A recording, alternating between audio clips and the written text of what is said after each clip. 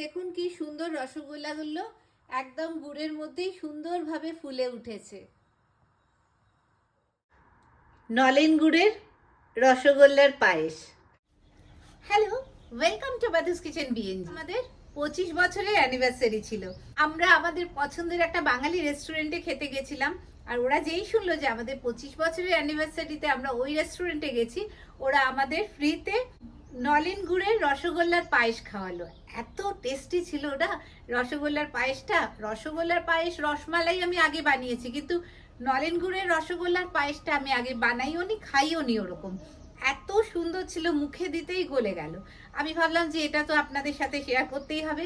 চলুন আজকে আমি বাড়িতে বানাই আর আপনারা দেখুন কেমন হয়। রসগোল্লার পায়েসের রসগোল্লাগুলো করার জন্য প্রথমে 1 লিটার দুধ ফোটাতে দিলাম। হাফ কাপ জলে 2 টেবিল স্পুন ভিনিগার দিলাম। দুধটা ফুটে উঠেছে, এখন আমি গ্যাসটা বন্ধ করে দিলাম। এখন দুধটা গরম আছে কিন্তু দুধটা ফুটছে না। এরকম অবস্থায় আমি এই জল আর ভিনিগারের মিশ্রণটা এর মধ্যে দিয়ে দেব। কাটতে শুরু করেছে। দেওয়ার পরে আমি আর ফোটালাম না। সবসময় মিষ্টি বানাবার সময় ভিনিগার দেওয়ার পরে দুধটা কখনো ফোটাতে নেই। গরম দুধে ভিনিগারটা পড়ার পরেই ছানা কেটে যায়, তাহলে ছানাটা খুব নরম হয়। মিষ্টির ছানা সবসময় নরম হতে হয়। ছানাটা এবার এরকম একটা ঝাঁঝরিতে ছেঁকে নেব, তাহলে আর তারপর আধ ঘন্টা এইভাবেই রেখে দেব ছানাটাকে, তাহলে জলটা পুরো ঝরে যাবে। এবার চামচ দিয়ে একটু আস্তে আস্তে হালকা হাতে চেপে দেব, প্রেস করব, পরে একটা কভার করে আধ ঘন্টা রেখে দেব, জলটা পুরো ঝরে যাবে। ঝরে গেছে খুব ভালোভাবে। এবারে এটাকে একদম সুন্দর করে আটা মাখার মতো করে মাখব। দেখুন কি সুন্দর মাখাটা হয়ে গেছে, একদম আটা মাখার মতো করে মাখাটা হয়ে গেছে। এবার কয়েকটা গোল্লা করে নেব রসগোল্লার মতো। রসগোল্লা যতটা বড় করতে চান তার অর্ধেক করবেন, ওটা ফুলে কিন্তু ডাবল হয়ে যাবে। 12টা সমান ভাগে ভাগ করে নিয়েছি। এবারে হাতে একটু চাপ দিয়ে এরকম করে করে গোল্লা করব। একদম সুন্দর করে একটু চাপ দিয়ে দিয়ে গোল্লাটা হবে। আমি কিন্তু ময়দা টয়দা কিছুই মাখাইনি, এইভাবে সবগুলো করে নেব। রসমালাই একটু চ্যাপটা হয়, কিন্তু এটা রসমালাই নয় তো, রসগোল্লার পায়েস, তাই জন্য নর্মাল রসগোল্লার মতোই করছি। 1 লিটার দুধ দিয়ে ছানা করে রসগোল্লাগুলোর গোল্লা পাকিয়ে নিলাম। আর 1 লিটার দুধ গরম করতে দিয়েছি। রসগোল্লায় কিন্তু চিনি বা গুড়টা কম পড়ে, মানে 3 কাপ জল দিলে 1 কাপ চিনি দিতে হয়। আর আমি এটা রসগোল্লা ডাইরেক্ট করছি, দুধের মধ্যেই রসগোল্লাটা করে দেব, তাই এটা হাফ কেজি মতো গুড় আছে।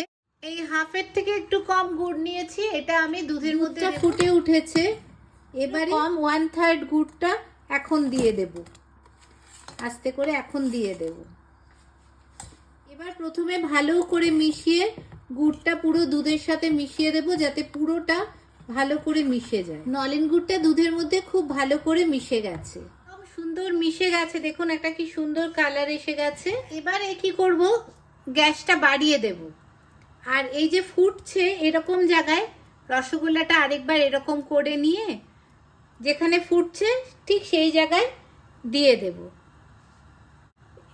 রসগোল্লাটা তৈরি করছে তো, তাই জন্য এটা উতলে উঠবে না আর কি। আস্তে আস্তে অন্যগুলোও দিয়ে দেব, আর হাই ফ্লেমে থাকবে। এখন কিন্তু আমি খুন্তি দিয়ে বা হাতা দিয়ে কিছু নাড়াঘাটা করব না। আমি এর আগেও রসমালাই করেছি আর রসগোল্লাও করেছি।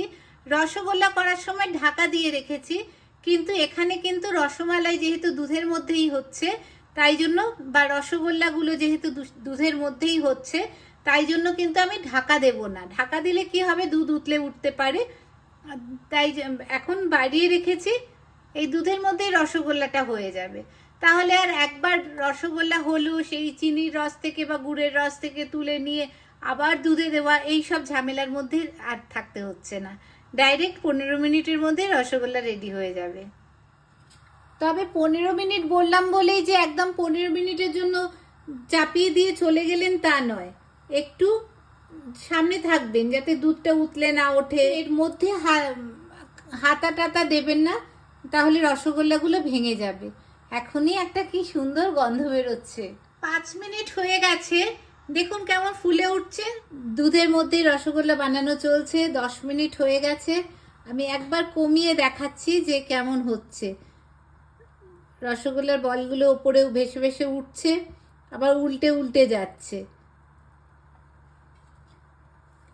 আমি কিন্তু এখনো একবারও ভেতরে হাত দেব না, মানে হাতা খুন্তি কিছু দেব না। আস্তে আস্তে এটা তৈরি হচ্ছে। আমি আবার বাড়িয়ে দিচ্ছি, আরও 5 মিনিট থাকবে, মোট 15 মিনিট। 15 মিনিট হয়ে গেছে। দেখুন রসগোল্লাগুলো কি সুন্দর হয়েছে, ফুলে উঠেছে একদম সুন্দরভাবে। আর কতগুলো একটু চ্যাপটা করেছিলাম সেগুলো একটু রসমালাইয়ের মতো হয়েছে। এত সুন্দর হয়েছে, আপনারা অবশ্যই বানাবেন। আমার চ্যানেলে গুড়ের রসগোল্লা, রসমালাই ছাড়াও আরও নানা রকমের মিষ্টি রেসিপি আছে, কিছু বাঙালি, কিছু নন বেঙ্গলি, কিছু বিদেশি মিষ্টিও আছে। আর তাছাড়া নানা রকমের রান্না আছে। প্লেলিস্টগুলো দেখবেন, প্লেলিস্টগুলো দেখে নিজেদের পছন্দের রান্না বেছে নিতে সুবিধা হবে। রসগোল্লাগুলো সুন্দরভাবে তৈরি হয়ে গেছে, কিন্তু এখন আমি টাচ করব না, একদম এইভাবে থাকবে।